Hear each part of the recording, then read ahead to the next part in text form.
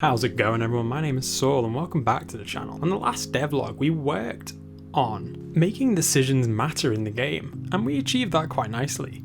In this devlog we're going to be working on revamping the quests even more, and you might be wondering how so.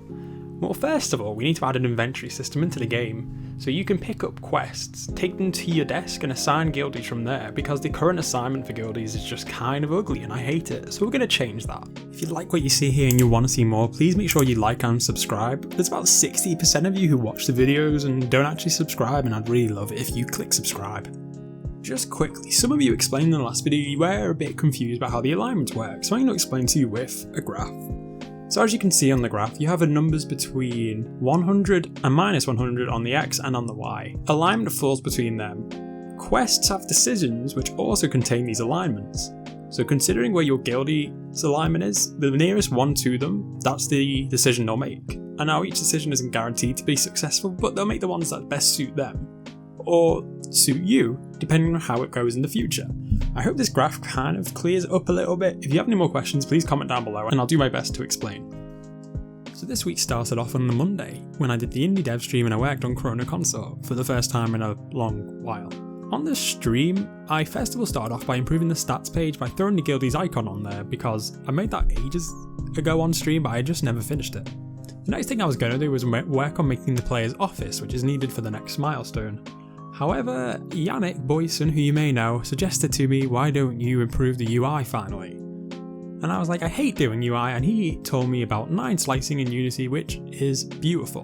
Basically, you can make one tile in whatever art program you use, import it into Unity, and you can set it up for UI to use perfectly, and it's really, really nice.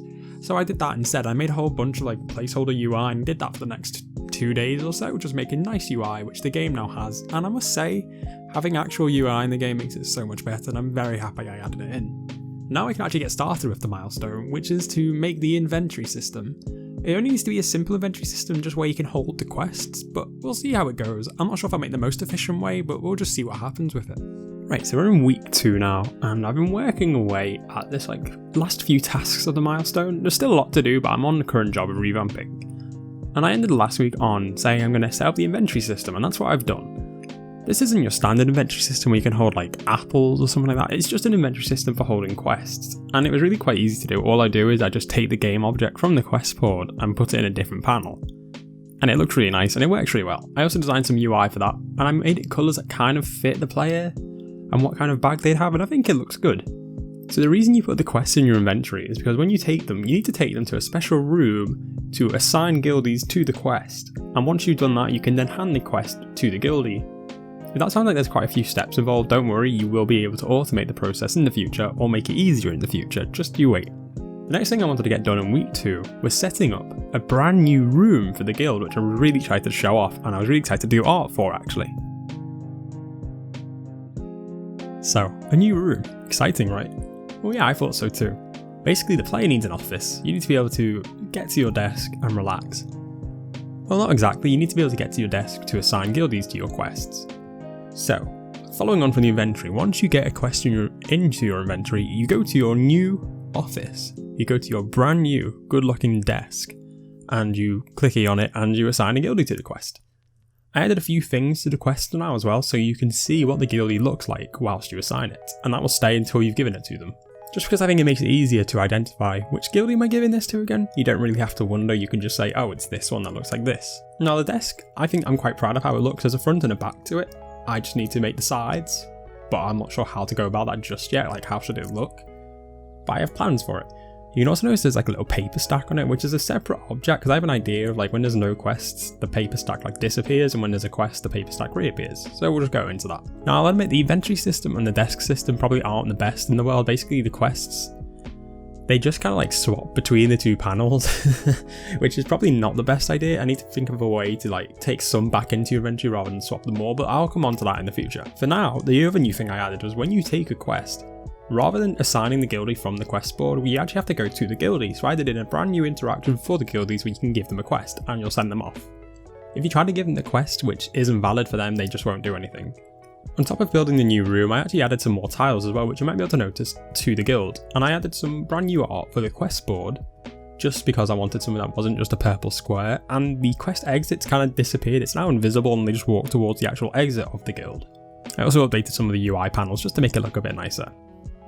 And that was basically all I got done in these 2 weeks of development. I had a lot of prior arrangements on the past 2 weeks with university. I feel like I've got a good chunk of stuff done at the same time.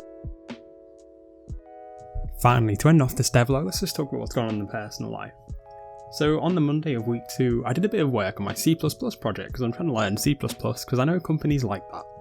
It was really quite a fun project, and I had someone in the chat who actually knew about C++ a lot more than I did, so they were really able to help me out. And we got a basic pickup system set up where you can walk into a coin and you get 1 added to your total.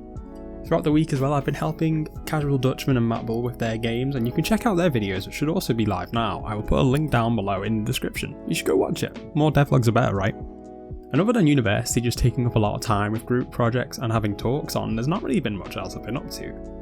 The UK is actually getting some nice weather now, so I've been trying to go out more for walks, and that's about it. Soon, we're still under lockdown, so there's not too much I can do, but soon we'll be able to go out for picnics in the park with a friend, as long as you stay socially distanced, which I will obviously do.